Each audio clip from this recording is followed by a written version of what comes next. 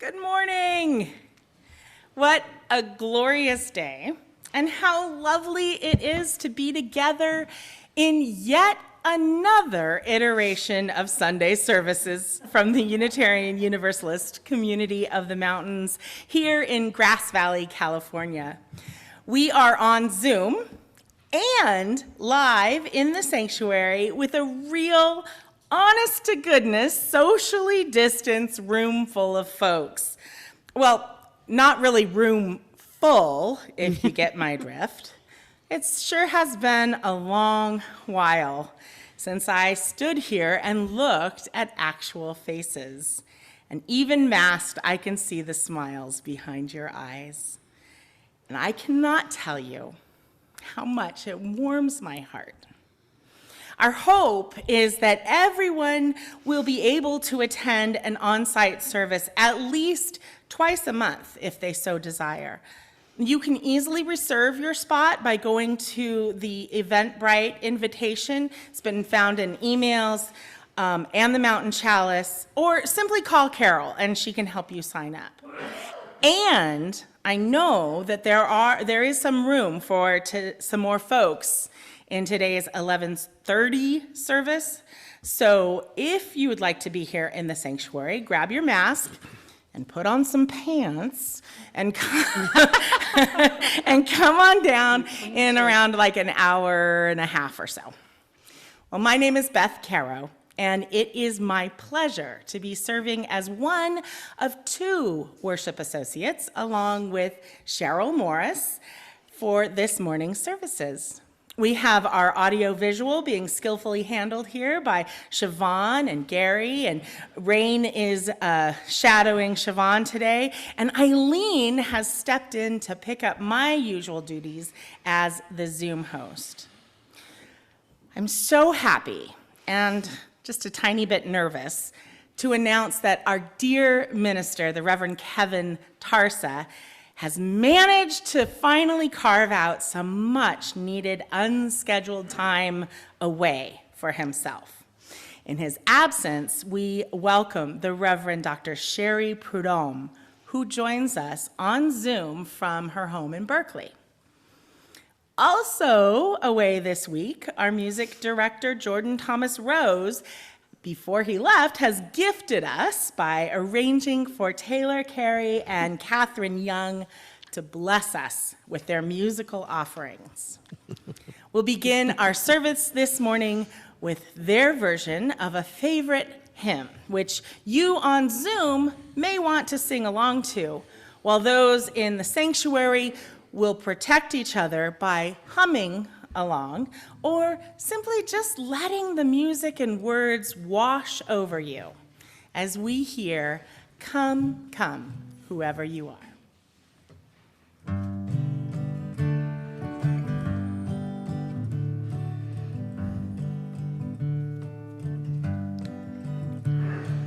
Come, come, whoever you are, wanderer, worshiper, lover of leaving, ours is no caravan of despair.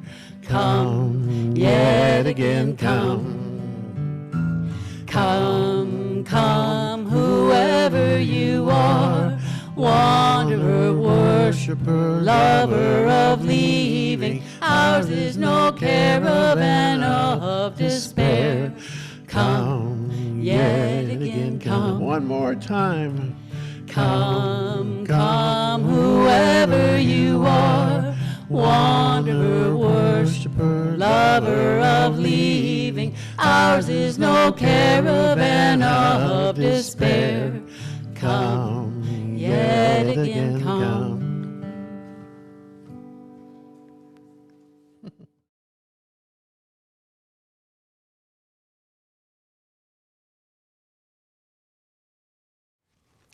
Good morning, and welcome to the Unitarian Universalist community of the mountains. My name is Cheryl Morris. I'm very happy to be serving with Beth as your worship associate this morning. We continue with our monthly topic of holding history, looking at it from different angles and interpretations. Many of you know that I am brand new to Unitarian Universalism, and so I feel especially privileged to hear our guest speaker, the Reverend Dr. Sheri Prud'homme. Dr. Prud'homme serves as Assistant Professor of Religion and Education at Starr King School for the Ministry in Berkeley. She has served as a Minister of Religious Education in the Unitarian and Universalist churches of Oakland, Davis, and Berkeley, as well as in the Pacific Central District. She is the co-creator and co-director of CHALICE Camp, which is a Unitarian Universalist summer day camp that has been in operation for over 17 years in the Bay Area and has been replicated in other locations across the country. We will get a glimpse of her playful side during the Wisdom for All Ages part of our service today. The Reverend Dr. Prud'homme holds a PhD in interdisciplinary studies in history and theology from Graduate Theological Union. Of particular interest to me, living here in the foothills, is that her dissertation focused on the 19th century Unitarian minister Thomas Starr King's use of Yosemite and the Sierra Nevada as sacred texts. Her interest in eco-theology is reflected in the title of her sermon, Holding History, Rooted in the Rich Soil of Our Theological Heritage. I expect she will help us more deeply understand the diverse and evolving nature of Unitarian Universalism and its interconnectedness with all of life. Whether you're a long-term member, a frequent attendee, or even a first-time visitor, I am so glad you are with us this morning to learn more about our heritage.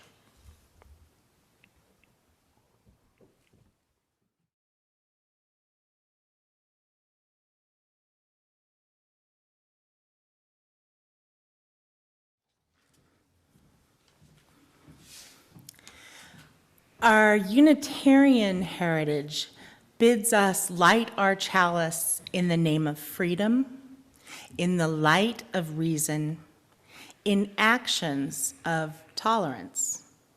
We gather in community to celebrate a heritage of freedom, reason, and tolerance. Our Universalist heritage bids us light our chalice in the name of faith, in the light of hope, in actions of love. We gather in community to celebrate a heritage of faith, hope, of love. Let us bring this Unitarian Universalist heritage into our world and our lives today.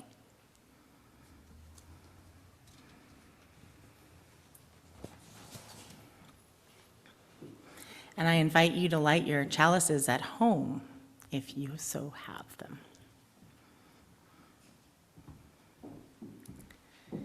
The Nisenan regarded the Sutter Buttes as the place where life originated and where their spirits would travel to after they died.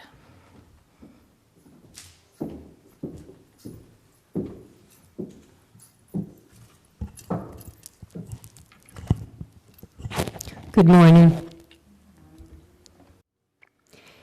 In our commitment to be in right relation with the descendants of this area's indigenous people, we place a small basket of black oak acorns on our altar each week.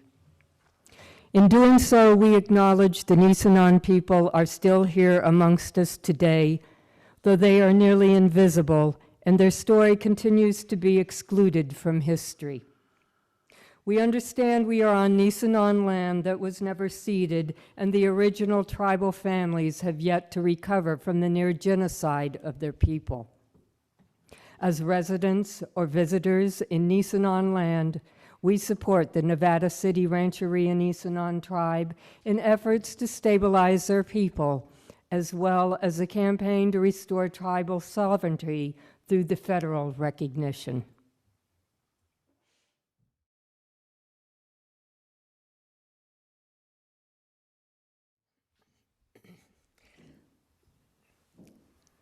the opening words. As we gather this morning, let us be a people of not forgetting. Let us practice holding collective memories that might otherwise slip into that enormous void that sucks out and corrodes any future we hold dear. Let us practice honoring truth-telling up from the past that must come fully into the now, lest we falter and fail, lest the whole remain in pieces. Let not our need for comfort or simplicity, for easy forgiveness or false pardon, smother the heartbreak that still needs healing. Let us practice resilience with reckoning. Let us marry memory and promise. Let us dance in the tension we find there. Let us rest in the integrity we cultivate there. Let us be partners with the possibility that emerges there. It is good we gather.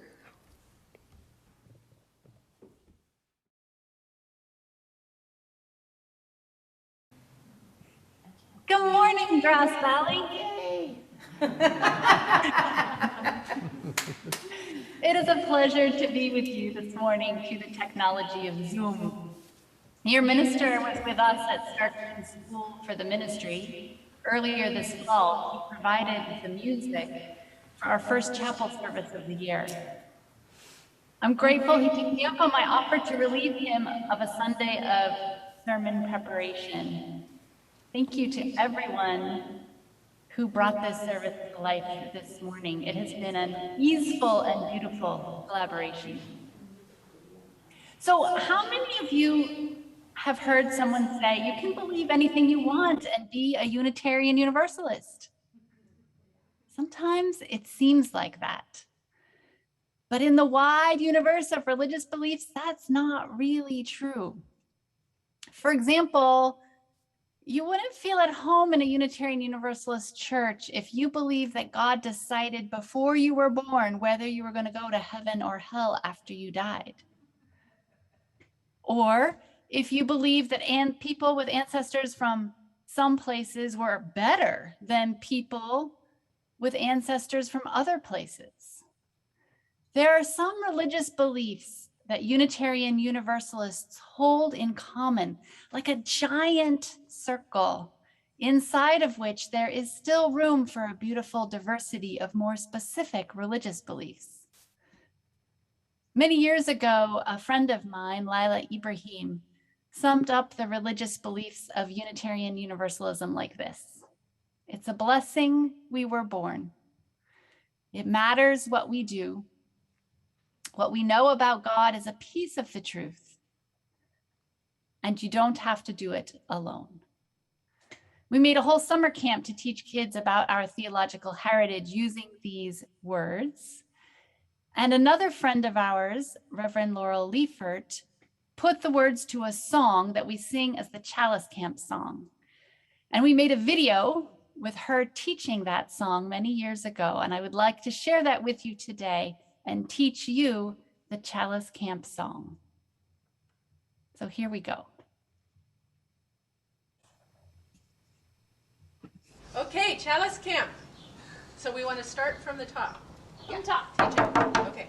Oh, teaching? Teaching. Oh, darn. We'll just do it once through together and then add the instruments. So first we'll do it, I'll sing a line, you sing a line.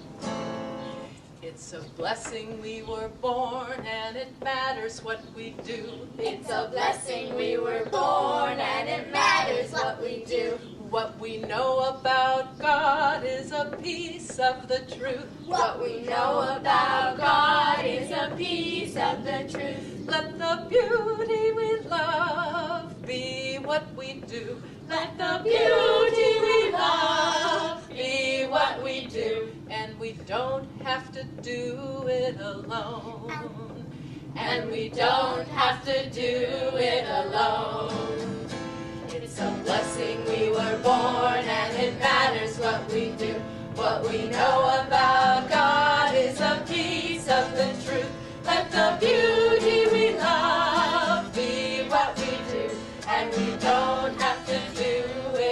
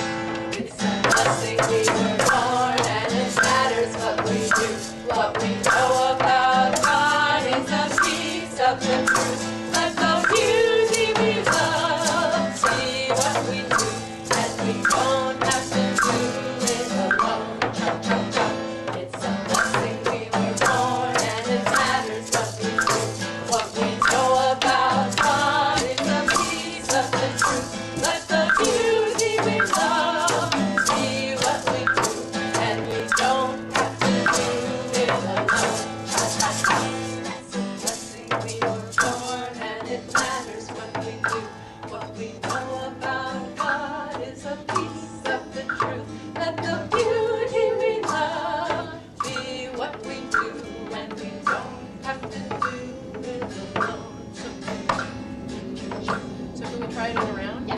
You guys sing first. We were born and it matters what we do. What we know about God is a piece of the truth. What we know about God is a piece what we do. What we don't have to do is believe what we do. And we don't have to do and it matters what we do. What we know about God is a piece what we do. What we do about God is a piece of the truth. And the beauty is God, believe what we do. And we don't have to do it alone.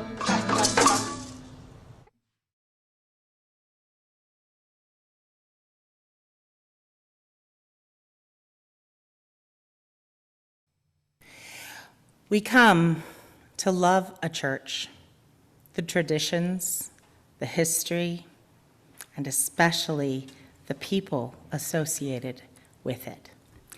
And through these people, young and old, known and unknown, we reach out both backwards into history and forward into the future to link together the generations in this imperfect but blessed community of memory and hope.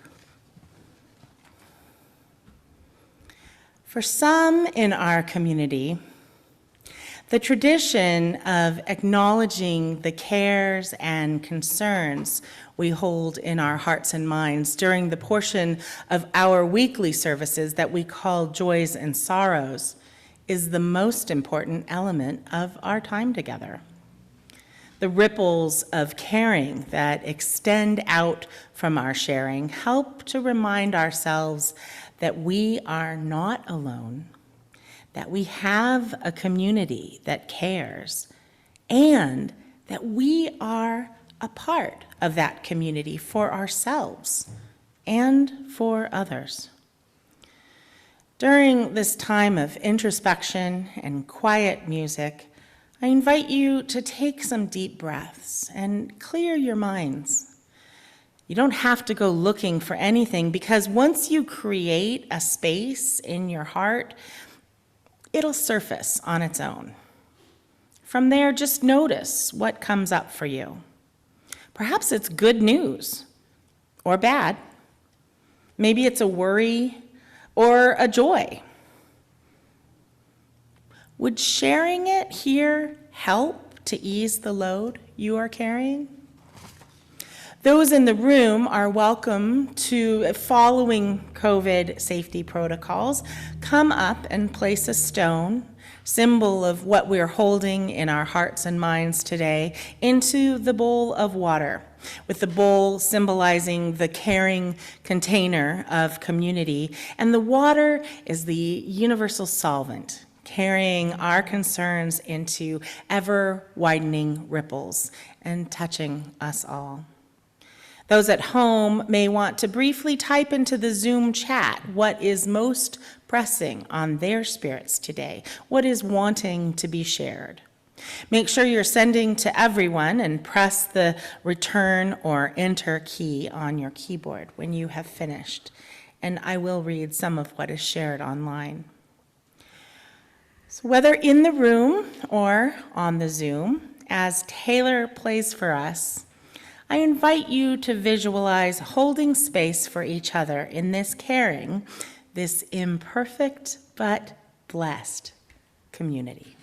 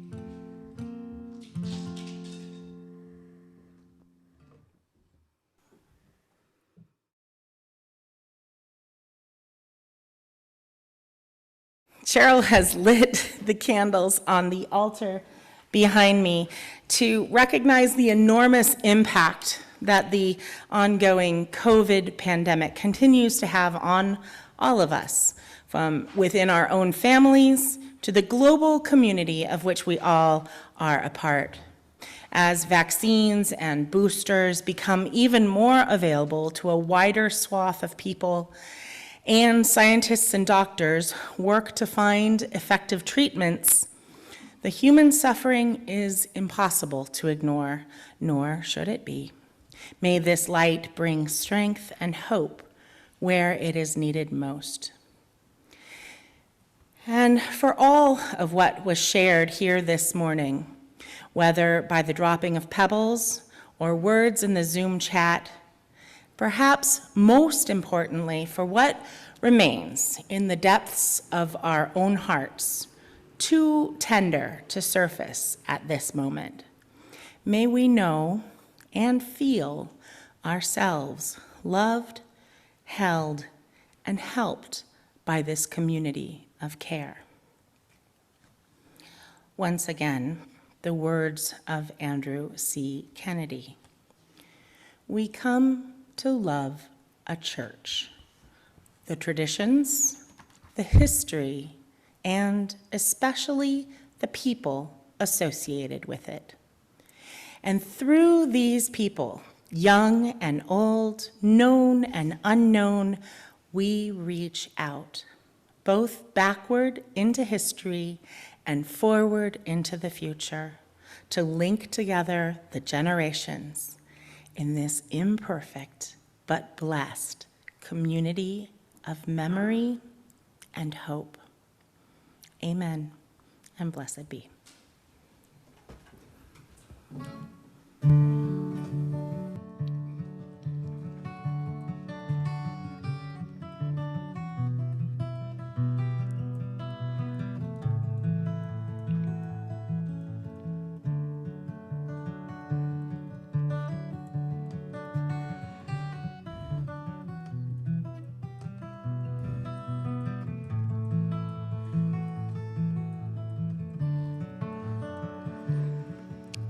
Rain is falling softly on the mountain, forming into streams naturally.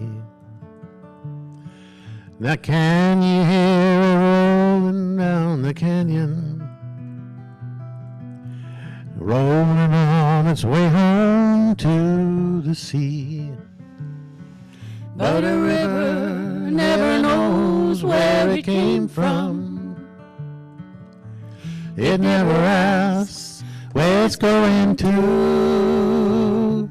It is driven by an instinct born 1 billion years ago. Oh, what else can a child of nature do? Trees have all gone bare in the northern country. Their leaves have left and will be gone till spring. Now the naked limbs must bear the brunt of winter, sleeping till the birds return to sing. But a tree never knows where it came from. It never asks where it's going to. It is driven by an instinct born 1 billion years ago. Oh, what else can a child of nature do?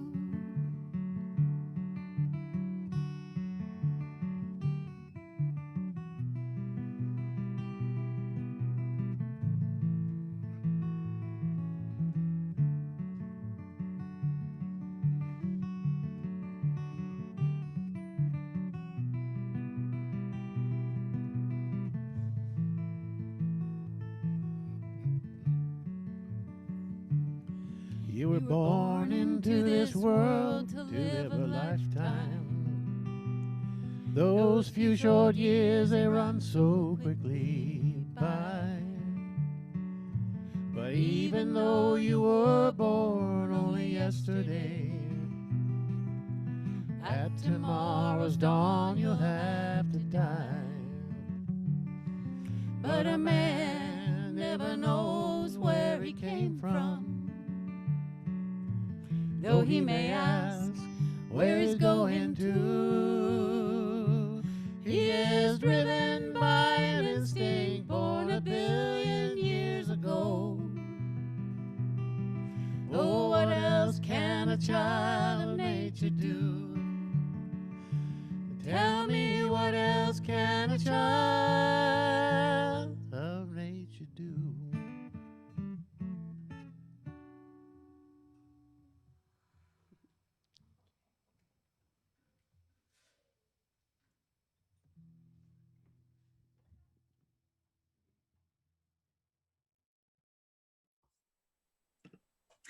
I used to go to a church with a woman named Kate. Her son, Brian, was a child I taught in Sunday school. Brian is now working on his doctorate, but he started to coming to church when he was 5 years old. Kate shared this story with me a couple years ago. When Brian was in 2nd grade, he came home from school one day and told Kate that his friend Michael had asked him if he had accepted Jesus Christ as his savior. Michael warned that if Brian did not, God was sending him to hell. Brian had given this some thought and had replied, "I don't know if there is a God, Michael, but if there is, he wouldn't be that mean." Our children and youth are called to account for our theology more than most adults, because kids and teens relate with all kinds of different people at school, and they ask each other about their religious beliefs on the playground and in the hallways. But this doesn't mean that adults should be let off the hook. There is a great deal of power in the authority that comes from our theological heritage. When I served as the associate minister at the First Unitarian Church of Oakland, I held monthly orientations to membership. During those sessions, I would lead a belief spectrum exercise. In the orientation, we would literally move our bodies to show where we were on a continuum of beliefs about things like God, the nature of the universe, human beings, sin, and grace. We can't do that whole thing here, but I want to give you a flavor of it. So if those of you on Zoom are willing to turn on your cameras, we can just use our arms. And of course, the people in the room can see each other's arms. So we can do side and middle and side to show the whole spectrum. So each word I'm going to use in this exercise, we could spend a lot of time talking about exactly what it means. And we're not going to. So this is all about what the word means to you and how you identify. And if you'd rather not participate, that's okay. You can leave your hands in your lap. Oh, thank you. Those of you who turned on your screen, this will be on your camera. This will be great. Okay. So you can think of it a bit like a clock. All the way on your left side over here is 9 o'clock. The middle is 12 o'clock. And on the far right is 3 o'clock. So here's the first one. On this side, I'm a theist. In the middle, agnostic. And all the way to the right, atheist or non-theist. Or maybe humanist, another way to say that. So you can put your arm wherever you are on that spectrum. Good, good. Okay, so now for the theists, you can leave your arm up and everyone else can put their arm down. So this is for the theists. On this side, God has personhood, so like possesses a consciousness or will and intention. All the way to the other side where God is an event or an experience, like an impersonal happening or feeling. So you can put yourself anywhere on that spectrum. Good. Okay, put your arms down. For the agnostics, on this side, I live as though there is a God. And on this side, I live as though there is no God.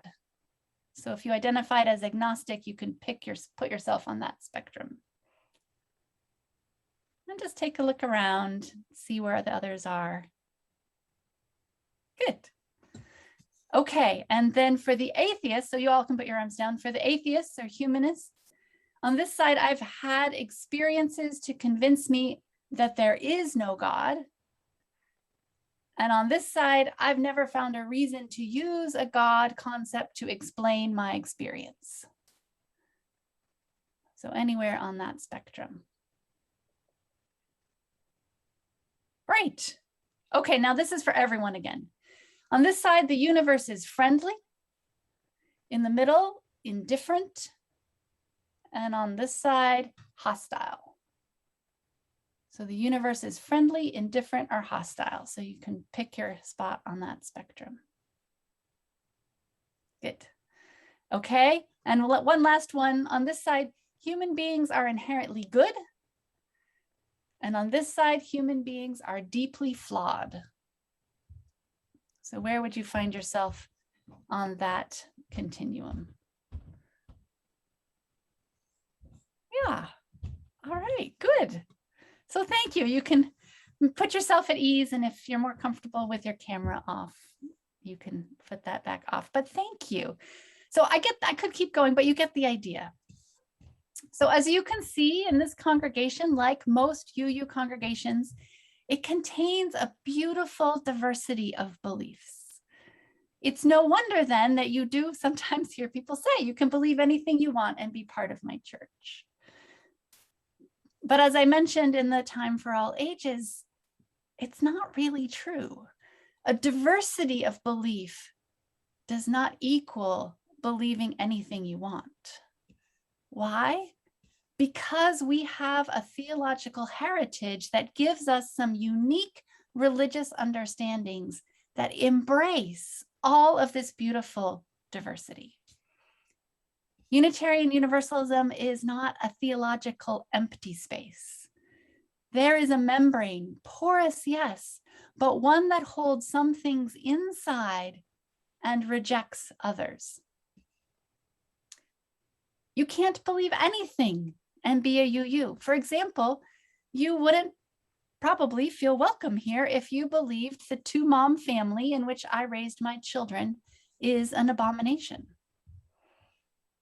And trust me, there are religious places where that is true. Or if you believed that a woman can't be a minister. Now, that wasn't always true in our religious tradition, but it is true in the Unitarian Universalism of today. Our religion does grow and change, ever widening its embrace. When we study Unitarian and Universalist history, read the writings of our theologians and ministers and lay leaders from the past 200 years, it becomes apparent that we have a theological heritage that gives us a unique theological perspective among the world's religions, including the very fact that our religion continues to evolve. I am grateful to both Rebecca Parker and Robert Latham for first helping me to understand our faith's theological common ground. Let me give you some idea of what I mean. As we saw earlier when you raised your hands, you can feel welcome here if you believe there is a God or that no God exists. But you likely won't find a home here if you believe that God is all powerful and entirely determines the course of human history. Unitarian Universalism is clear that there is an element of freedom woven into the nature of things, accessible to every human being. Moreover, we understand human beings to be responsible participants in the unfolding of our planetary drama, whether or not you believe that divine grace aids our efforts. Or as we sang in the CHALICE camp song, it matters what we do. Okay, here's another one. As a Unitarian Universalist, you can understand salvation, redemption, healing and wholeness in myriad ways. But you would be out of our bounds if you believe that ultimately humankind will be separated into two groups with one doomed to eternal suffering. As 7-year-old Brian knew when talking to his friend, if there is a God, God would not be that mean. We hold that whatever happens after death happens equally to everyone. Unitarian Universalism maintains that all souls are of worth and that salvation is universal. Here's another. You can be devoted to one of many spiritual practices, ways of accessing the divine and discerning spiritual truths. You can sit in Buddhist meditation, practice pagan ritual, pray for the guidance of spirit, to name a few. But Unitarian Universalists do not hold the view that one religion owns the whole truth for all time, not even Unitarian Universalism. Our forebears taught that revelation is not sealed. Ours is a living tradition rooted in the rich soil of our theological heritage, yes, but ever growing and changing. And here's one more. You can see this world as tragically flawed or beautifully gifted, or both. You can understand the universe as hostile, friendly, or indifferent. But you would not find resonance with this faith tradition if you held the view that salvation is found only beyond death and beyond this world in another one that will come about after this one is destroyed. As Rebecca Parker writes, this means we do not hold to a hope that is only attained in the sweet by and by. We hold that this world, this life, these bodies are the dwelling place of the sacred. We are called to inhabit this beautiful and broken paradise here and now, and to do our part to increase heaven on earth. I could go on about how we believe the religious community is bound together, how our faith relates with other faiths of the world, and so on. I love this stuff. I'm not just a church nerd, as I've been called at times, I'm also a theology geek. You can read more about my thinking on this in my chapter on theology in the 2019 UUA Common Read, Justice on Earth, People of Faith Working at the Intersections of Race, Class, and the Environment. But for now, this is probably enough to give you the idea. Even as we chart the boundaries of our theological common ground as Unitarian Universalists, there is tremendous room for variety, diversity, and dissent. There is also tremendous power in this knowing of who we are, of grounding ourselves in the authority of our theology. I'm convinced this is so for at least two important reasons. First, our theology powerfully grounds our resistance to the excesses of consumerism, militarism, and white supremacy culture that widens the gap between the rich and the poor and dangerously disregards Earth's ecosystems and all of her peoples. The sacred circle of Unitarian Universalism focuses us toward a passionate love for this life. As Parker writes, we are devoted to the intimate, intricate, and unshakable reality that all life is connected. We vow to care for the interdependent web and reverence our place within it. We desire all life to flourish, and therefore we resist those social evils and systemic injustices that benefit a few at the expense of many, or that allow a privileged existence for some while others have their hearts and bodies broken by exploitation, prejudice, censure, or lack of access to the rights and resources needed for life. She goes on, we critique any conception of God that functions to bless an unjust status quo or pass the buck of human responsibility onto divine forces. The taproot of our theological heritage is a powerful place to spiritually ground our work for justice so that we can sustain it with faith and joy over the long haul. Second, when we are clear about where we are rooted theologically as a faith tradition, it becomes less important that we are socially or culturally comfortable at church. I suspect that if there are people of the global majority in this room, they know exactly what I mean, as most sacrifice this kind of comfort every time they come to church. And they do so because they are Unitarian Universalists. But let me say it another way. When we are not clear about what defines us theologically, people in the dominant culture can slip into thinking that what defines our religious community is that it is made up of people who are like themselves, that live alike or act alike or look alike.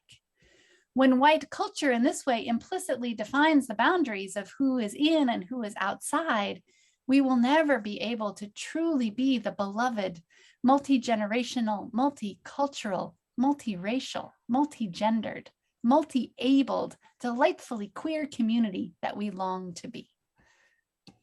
When we deeply understand and cherish the theological perspectives that define our faith tradition, it becomes more clear how they call us to build the beloved community within and beyond our walls. And we can become more courageous in living through the discomfort, challenge, and growth that beloved community requires of us, because keeping the flame of our great faith alive and well in the world is just that important. This is what I come back to every time it breaks my heart when I encounter the distance between who we and what we aspire to be and who and what we are. One of the things our religious forebears didn't get right was their assertion that Anglo-Saxon culture expressed in Christianity was the apex of civilization, and that one of the roles of liberal religion was to assimilate other cultures to it. This went hand in hand with the ways they minimized differences between the world religions, believing there was essentially one truth shared by all of them, and that they were the holders of that truth. We know now that it is the work of our generation of Unitarian Universalists to resist narratives that erase difference, to affirm the goodness and beauty of the diversity of cultures, genders, abilities, and sexual orientations, to understand and resist dynamics of power embedded in white supremacy culture that have privileged certain people and ways of being, so that we can truly live into the mutual liberation that is the promise of our faith. Moreover, when we are grounded in our theology, we can, with greater integrity, connect with and draw wisdom from the liberal branches of other faith traditions, many of which existed long before Unitarian Universalism. Remember when I said our faith is rooted in the rich soil of our theological heritage, but ever growing and changing?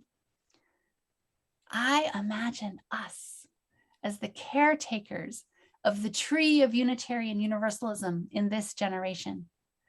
There is some pruning to be done, as well as some fertilizing. We can pass on an even more relevant and robust faith than the one that we inherited. I give thanks for those who have gone before us, who left this life-giving religion. I give thanks for those deep roots. And I give thanks for all of you who will care for this great religion with me, though it will break our hearts, though it will challenge us to learn and grow and serve and rejoice in ways we never knew before were possible, until it is our turn to pass it to the next generation. Amen.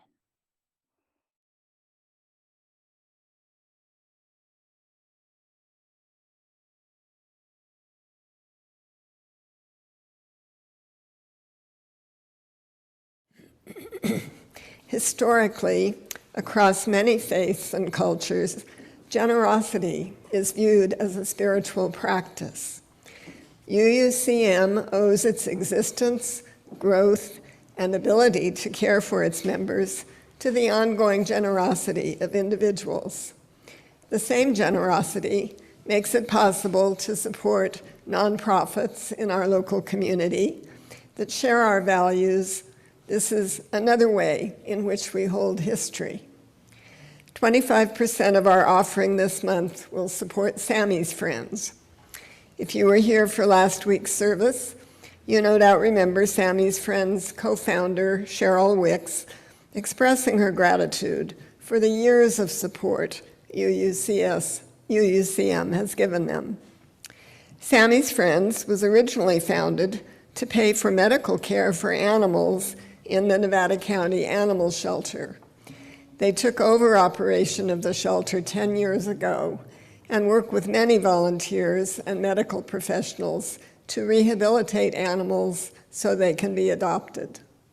They also have a community program that includes low-cost shots, spay-neuter services, and help to low-income families to care for their pets' medical needs.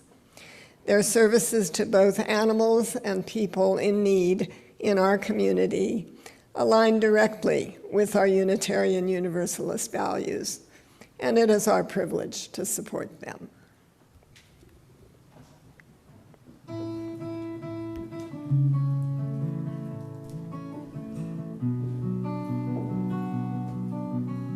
Although we're not passing the basket in person, your generosity remains essential to our ability to sustain the work of our community.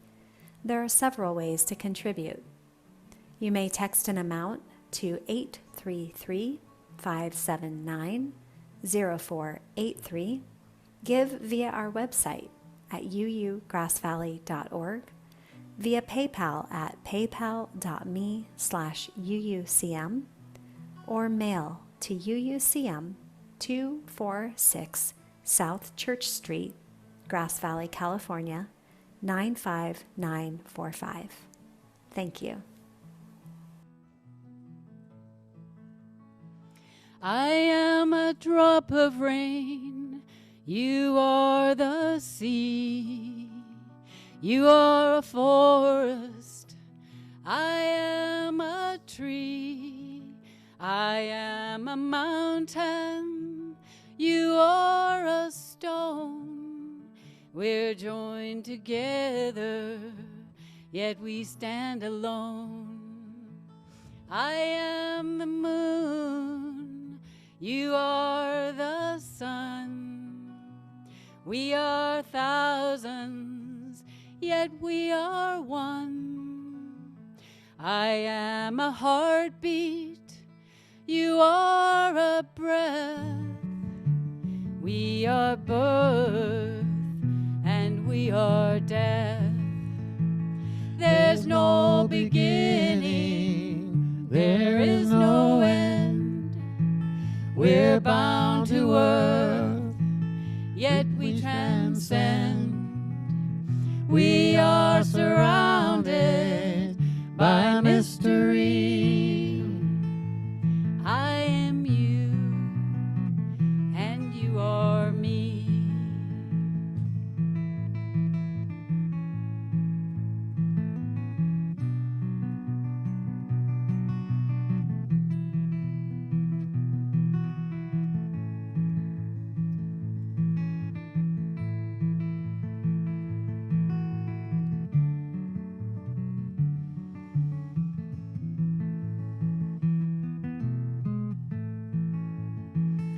I am a river flowing to the sea.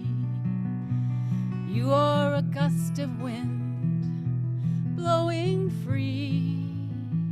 What is the meaning? We cannot know. Where'er life takes us, we shall go. There's no beginning, there is no end. We're bound to earth, yet we transcend. We are surrounded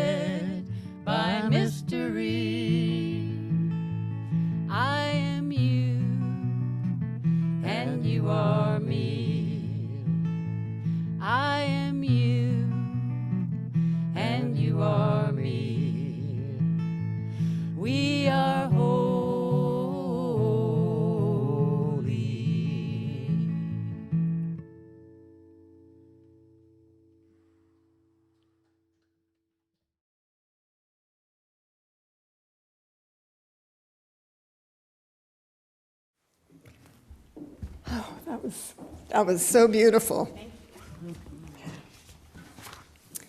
Thank you for your generosity.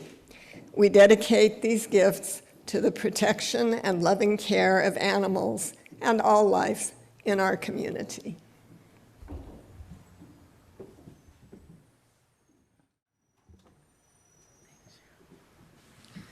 Oh, what a privilege and a joy it has been to have Reverend Dr. Sheri Prud'homme as our guest speaker today.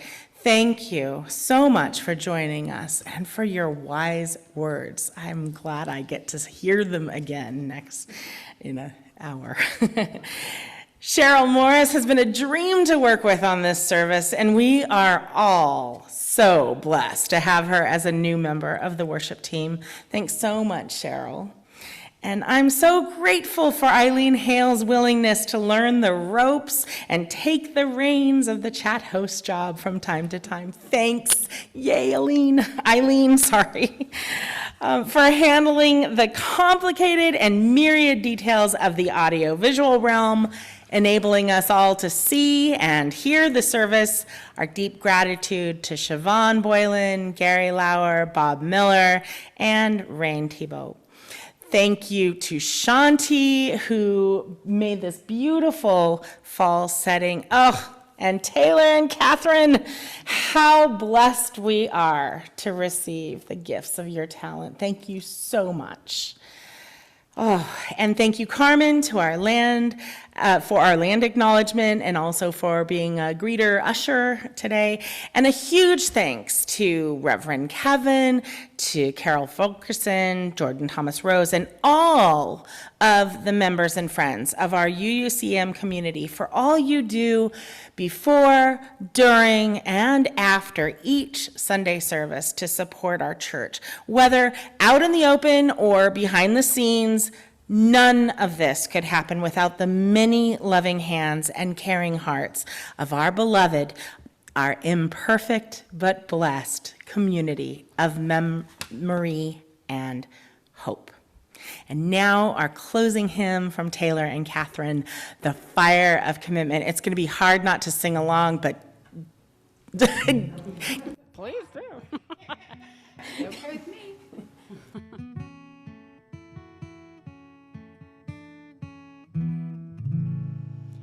From the light of days remembered burns a beacon bright and clear, guiding hands and hearts and spirits into faith set free from fear.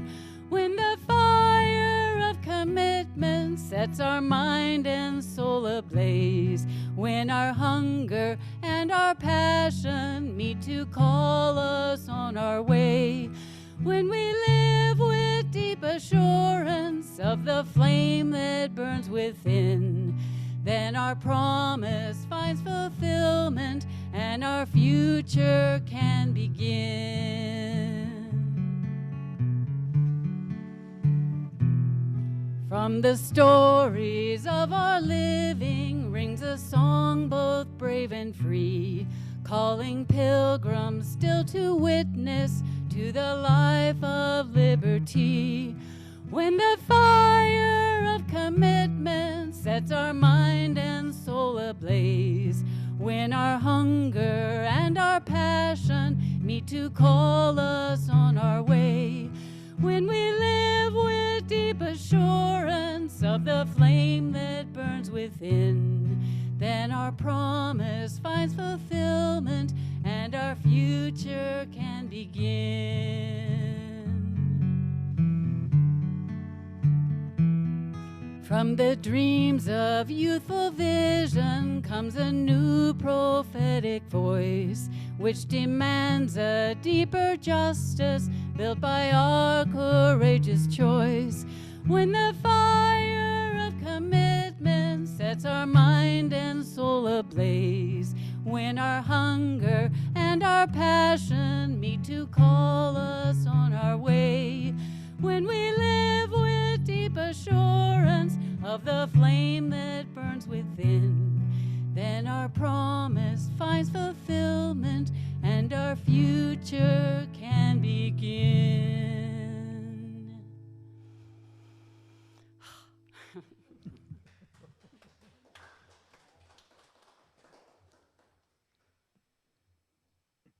As we leave this time together, we give thanks for those who have gone before us, who left us this life-giving religion. We give thanks for those deep roots. Let us be worthy caretakers of this abundant garden, even when it breaks our hearts. Let our religion challenge us to learn and grow in service and in spirit until it is our turn to pass it to the next generation. Go in peace. Amen.